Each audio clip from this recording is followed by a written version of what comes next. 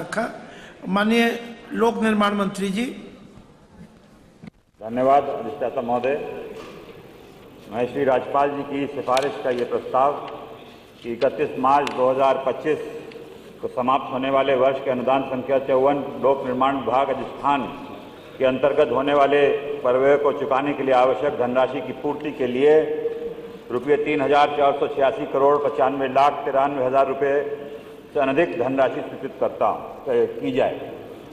अगर आप कहें मेरे पास 4 है, मैं पढ़ा हुआ मान लीजिए। पढ़ना होगा। अनुदान संख्या 55 में श्री राज्यपाल जी की सिफारिश से प्रस्ताव है कि 31 मार्च 2025 को समाप्त होने वाले वर्ष में अनुदान संख्या 55 लोक निर्माण विभाग भवन के अंतर्गत होने वाले परव्यय को चुकाने के लिए आवश्यक धनराशि की पूर्ति के लिए 310 करोड़ 28,60,000 रुपये से अनधिक धनराशि स्वीकृत की जाए। अनुदान संख्या 57 में श्री राज्यपाल जी की सिफारिश से प्रस्ताव है कि 31 मार्च 2025 को समाप्त होने वाले वर्ष के अनुदान संख्या 57 लोक निर्माण विभाग संचार साधन सेतु के अंतर्गत होने वाले परव्यय को चुकाने के लिए आवश्यक धनराशि की पूर्ति के लिए रुपये 4,284 करोड़ 33,50,000 रुपये से अनधिक धनराशि स्वीकृत की जाए। अनुदान संख्या 58 में श्री राज्यपाल जी की सिफारिश से ये प्रस्ताव है कि 31 मार्च 2025 को समाप्त होने वाले वर्षों में अनुदान संख्या 58 लोक निर्माण विभाग संचार साधन सड़कों के अंतर्गत होने वाले परव्यय को चुकाने के लिए आवश्यक धनराशि की पूर्ति के लिए रुपये 28,867 करोड़ 18,29,000 रुपये से अनधिक धनराशि स्वीकृत की जाए। माननीय अधिष्ठाता महोदय, लोक निर्माण विभाग का जहाँ तक परिप्रेक्ष्य है, मैं ये कहना चाहता हूँ और सभी को ज्ञात है कि रोड और सेतु एक बहुत महत्वपूर्ण भूमिका निभाते हैं किसी भी राज्य के विकास के लिए। और सर्वप्रथम मैं सदन का ध्यान और यहाँ पूरे देश और विश्व का ध्यान आज के समय केंद्रित है अयोध्या धाम की नगरी, जहाँ लोक निर्माण विभाग को भी वो सौभाग्य प्राप्त हुआ कि जहाँ एक तरफ भव्य राम मंदिर का निर्माण हुआ प्रभु राम जी का, दूसरी तरफ एक नई अयोध्या नगरी का निर्माण हुआ माननीय प्रधानमंत्री नरेंद्र मोदी जी के मंशानुरूप और माननीय मुख्यमंत्री योगी आदित्यनाथ जी के नेतृत्व में रिकॉर्ड समय में जो इंफ्रास्ट्रक्चर डेवलपमेंट अयोध्या की नगरी में देखने को मिला है। मैं कह सकता हूं कि हमारे लोक निर्माण विभाग और तमाम उसके जो PSUs हैं, निर्माण निगम और सेतु निगम, सब ने रात दिन मेहनत करके समय से पहले कार्य करने का काम किया है। और यहाँ हमारे आदरणीय शिवपाल जी और उनके साथी सब बैठे हैं। अध्यक्ष जी के निमंत्रण में तो नहीं जा रहे हैं, मगर मैं आपको व्यक्तिगत रूप से आमंत्रित करता हूं कि जाके देखिए अयोध्या का विकास, world class infrastructure, next level development वहां पे करके योगी सरकार ने दिखाया है। 4 लेनिंग रोड्स की,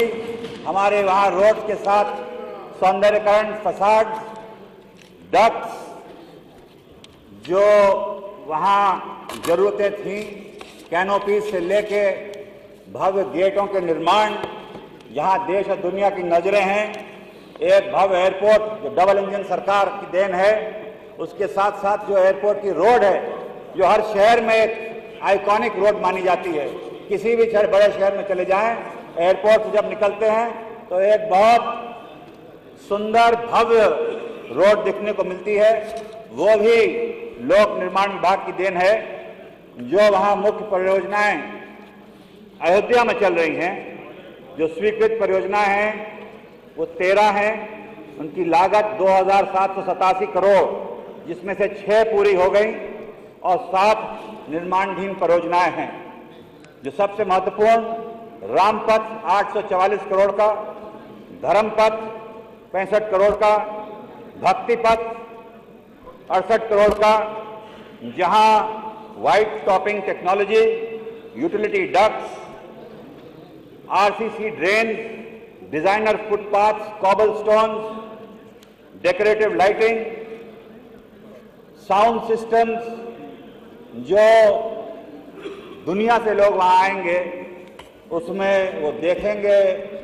जो प्रधानमंत्री जी का संकल्प था, एक नई अयोध्या, वर्ल्ड क्लास अयोध्या, और जो इस सरकार की भी सोच है, जो आस्था के केंद्र हैं, आस्था अध्यात्म का तो सम्मान होता ही है सरकार में,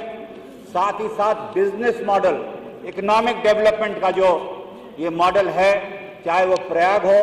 वहाँ तमाम सेतु और कुंभ की परियोजनाओं के लिए लोक निर्माण विभाग कार्य कर रहा है, चाहे हमारा मथुरा हो, जहाँ पंचकोसी से लेकर तमाम कोसी रोडें बन रही हैं, उसकी भी स्वीकृति हो गई हैं। और उत्तर प्रदेश में मैं सदन को बताना चाहता हूँ कि जो मुख्य परियोजनाएं हैं, जिसमें स्टेट हाईवे, राष्ट्रीय राजमार्ग 10,147 किलोमीटर के स्टेट हाईवेज हैं, जिसके लिए 2,858 करोड़ का बजट की व्यवस्था की गई है इस वर्ष,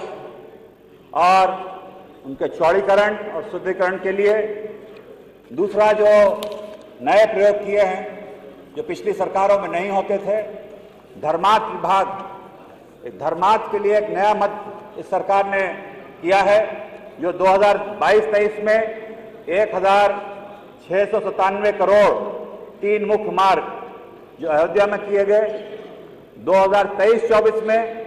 44 कार धर्मार्थ के लिए जो आस्था के केंद्र हैं विभिन्न जनपदों में, उसके लिए 711 करोड़ लागत की स्वीकृति दी गई, और इस वर्ष के बजट में 24-25 में 1750 करोड़ की बजट की व्यवस्था धर्मार्थ मार्गों के लिए, उनके चौड़ीकरण और शुद्धिकरण के लिए रखी गई है। राज्य सड़क निधि जो एक बहुत महत्वपूर्ण मद है, जिसके लिए 3,000 करोड़ की 24-25 में धनराशि प्रस्तावित है, जो अनुरक्षण के लिए है, और 2,500 करोड़ धनराशि प्रस्तावित है वो चौड़ीकरण और नए निर्माणों के लिए। राज्य सड़क निधि के अधीन एक और मद जो सरकार ने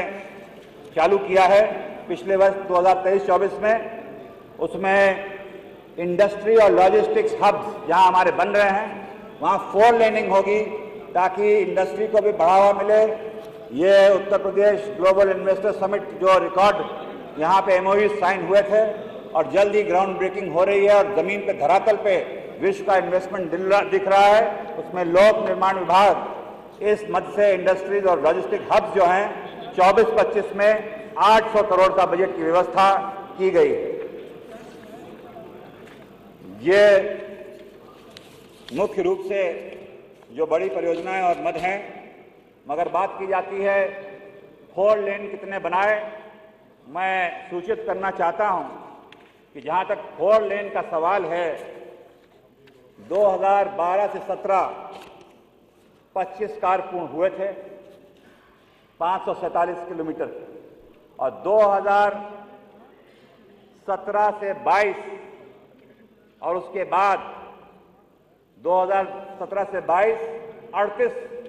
4 लेन कार्य स्वीकृत हुए हैं, 3,860 करोड़ के, और 50 कार 4 लेन के अभी निर्माणाधीन हैं, 12,240 करोड़ के, जो आज तक उत्तर प्रदेश के इतिहास में कभी भी इतने बड़े पैमाने पे सड़कों की 4 लेनिंग नहीं हुई है, जो ये योगी सरकार आज की तारीख में कर रही है। हमारा डबल इंजन भी काम कर रहा है, और केंद्र सरकार से भी नेशनल हाईवे 10 राष्ट्रीय मार्ग पर 4 लेन कराए जा रहे हैं, जो 800 किलोमीटर के हैं। इसमें से 3 कार पूर्ण हो चुके हैं, बाकी कार अभी कराए जा रहे हैं। जहां तक सड़कों की मरम्मत का सवाल है, उसके ऊपर भी बड़े प्रश्न उठाए जाते हैं कि बहुत ज़्यादा उसके लिए रुपया खर्च कर दिया। मैं सदन को आश्वस्त करना चाहता हूं कि ये सरकार जीरो टॉलरेंस पे काम करती है, एक एक पाई का हिसाब और सदुपयोग कराया जाएगा। यही योगी सरकार की देन है उत्तर प्रदेश की जनता के लिए। और मैं ये कह सकता हूं जो बड़े बड़े आंकड़े बताए गए थे 40,000 करोड़ से ऊपर के पैच वर्क के लिए इस वर्ष पिछले जो बीता है 475 मात्र करोड़ रुपया पैच वर्क के लिए स्वीकृत कराया गया है और उतना ही किया गया है। कोई 40,000 की बात जो कही जाती है वो नवनिर्माण और विशेष मरम्मत के जो मद हैं उसके अधीन सड़कें बनाई जा रही हैं। मगर मुख्य रूप से जो हमने यहाँ इस वर्ष गेम चेंजर किया है ये रिपेयरिंग नवनिर्माण जो चक्रवार होता है और स्पेशल रिपेयर उसको और तेजी लाने के लिए 5-year मेंटेनेंस प्रोग्राम उसकी स्वीकृति सरकार ने दी है और 5 वर्ष अनुरक्षण के लिए उसी दिन पैसा मुक्त कर दिया जाएगा जिस दिन ठेका दिया जाएगा। इससे दोबारा इन मरम्मतों के लिए टेंडर नहीं करने पड़ेंगे, विलंब नहीं होगा, जिम्मेदारी तय होगी। जो ठेकेदार कार्य करेगा उसको सुनिश्चित किया जा रहा है कि 5 साल तक वो सड़क की मरम्मत करेगा और पहला वर्ष जो होगा अगर उसमें गड़बड़ हो गई तो उसमें डिफेक्ट लायबिलिटी पीरियड के अधीन उस पर सख्त से सख्त कार्रवाई होगी। तो 1+4 तो ये जो इतने वर्षों तक लंबित था इस सरकार ने वो पहल की है। और एक और बड़ा इम्पोर्टेंट मद है हमारे बॉर्डर रोड्स का। अंतर्राष्ट्रीय बॉर्डर स्ट्रेटेजिक इम्पोर्टेंस रहती है। इंडो नेपाल वहाँ पर भी सरकार ने प्राथमिकता पे सड़कें बनाने का फैसला लिया है और राज्य मद पे 340 करोड़ का स्टेट गवर्नमेंट उसके लिए जमीन अधिग्रहण और यूटिलिटी शिफ्टिंग और फॉरेस्ट की जो खर्चे आते हैं वो करेगी और 2,500 करोड़ केंद्र सरकार से लिया जाएगा। और ये डबल इंजन सरकार की जो व्यवस्था है कोई समझौता हमारी सरहदों से हमारे बॉर्डर एरिया से नहीं होगा और वहाँ वर्ल्ड क्लास इंफ्रास्ट्रक्चर उन लोगों को भी दिया जाएगा जो एक छोर में प्रदेश के रहते हैं और वो भले ही एक किनारे प्रदेश के हों मगर इस सरकार के हृदय में वास करते हैं और उसके लिए प्राथमिकता पे वहाँ पे इंफ्रास्ट्रक्चर की पूरी योजनाएं लाई जाएंगी। जहाँ तक सेतुओं का सवाल है वो भी इस सरकार की प्राथमिकताओं में है और मैं कह सकता हूं कि सेतु जो पिछले वर्ष बनाए गए थे वो 188 थे और उसके तहत 188 सेतु अगर एक वर्ष में बनेंगे तो आप कह सकते हैं कि 2 दिन में एक सेतु बना के सरकार ने पिछली वर्ष जमीन पे धरातल पे उत्तर प्रदेश की जनता के लिए सदुपयोग के लिए बना के रखा है। जहां तक मद का सवाल है 5,100 का कैपिटल एक्सपेंडिचर होगा। राज्य योजना में 1,500 करोड़ 1,100 चालू कार्य के लिए 400 नए निर्माण के लिए सेतुओं के। अभी तक ग्रामीण क्षेत्र में सेतु बन रहे थे, इस बार से शहरी क्षेत्रों के भी सेतुओं के लिए 250 करोड़ का मद रखा गया है। नबार्ड योजना में 1,500 करोड़। रेलवे ओवरब्रिज जो सरकार की प्राथमिकता है और मैं कह सकता हूं कि जहां तक रेलवे ऊपरगामी की बात है पहली प्राथमिकता यह है कि 1 लाख TVU से ऊपर जितने हमारे रेलवे ओवरब्रिज हैं, जो बहुत ट्रैफिक बढ़ गया है रेल का भी और गाड़ियों का भी और लोगों को बहुत कठिनाई होती है, जाम और घंटों इंतजार करना पड़ता है, फाटक नहीं खुल पाते हैं। इसलिए सरकार ने योगी सरकार ने 424 ऐसे रेलवे ओवरब्रिज चिन्हित किए हैं जहां 1 लाख से ज़्यादा TVU है। उसमें से 91 ROB का निर्माण पूर्ण कर लिया गया है और 148 निर्माणाधीन हैं। तो 424 में 240 कार्य प्रगति में है और निर्माण हो चुका है और जल्द ही इस वर्ष ये 424 का आंकड़ा पूरा करके एक भी फाटक ऐसा नहीं रहेगा जहां ज्यादा ट्रैफिक है और ROB ना बना के दे ये सरकार। तो ये हमारी प्राथमिकताओं पे है। और लघु सेतु जो ग्रामीण क्षेत्र में हमारे ग्रामीण भाइयों के लिए होता है उनके लिए 239 लघु सेतु की लागत 448 करोड़ की प्राथमिकता के अनुसार उनको प्रदान की गई है। दीर्घ सेतु 13 नबार्ड से और 7 राज्य योजना से कुल लागत 1070 करोड़, जिनमें मैं अगर गिनाना चाहूं तो जनपद हमीरपुर पे कुरारा कंडौर पर सैनी मार्ग पर बेतवा नदी पे, जनपद औरैया में बिलराया पनवाड़ी मार्ग पे, बस ये विभाग बड़ा है। जनपद लखीमपुर में अकबरपुर रायगांव तंबौर मार्ग पे लेबर घाट पे, जनपद श्रावस्ती पे गिलौला पे भिंगा मार्ग पे राप्ती नदी पर तमाम ऐसे सेतु जो स्वीकृत कर दिए गए हैं, पूर्ण हो चुके हैं। और अयोध्या नगरी के लिए भी जो हमारी परियोजनाएं हैं, 8 आरओबी अयोध्या के, जिसमें से 2 पूर्ण हो गए हैं और एक नई परियोजना लाई गई है। जो ये सेतु हैं, जो आरओबीज हैं, इनके नीचे जो जगह हैं, वहां हम हरियाली विकसित करते हुए पार्किंग स्थल, कैफेटेरियाज, बैठने की व्यवस्था। आपने इतना काम किया है कि आप 4 दिन बताओगे तब भी कम होगा। एक और बताना चाहूंगा, हाँ, लेकिन गागर में सागर भरना आपको आता है। के लिए धन्यवाद। चीनी मिल परिक्षेत्र में गन्ना किसानों के लिए जो सड़कें हैं, उसको ETA इमल्शन ट्रीटेड जो है, नई टेक्नोलॉजी लेते हुए, क्योंकि वो टूट जाती हैं भारी गन्ना ढोने की वजह से, हमारी ग्रामीण सड़कें, उसको और मजबूत और सुदृढ़ बनाने के लिए और चौड़ी करने के लिए, उसके लिए भी नया प्रावधान किया गया है। और रिकॉर्ड स्तर पे इस बार बजट का आवंटन हुआ है, पूरा प्रयास किया जा रहा है। और मैं आश्वस्त करता हूं कि लोक निर्माण विभाग द्वारा और हमारी संस्थाएं रात दिन, चाहे वो भवन के निर्माण हो, चाहे हमारे सेतु हों,